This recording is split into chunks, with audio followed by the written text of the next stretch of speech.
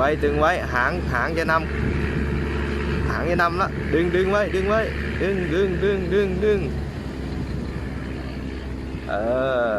เข้าโค้งเรียบร้อย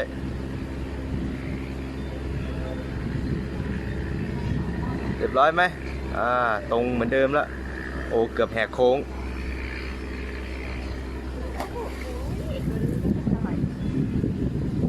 ต้องดึงมีเรือดึงหางขบวนไว้เข้าโค้งเรียบร้อยนะครับ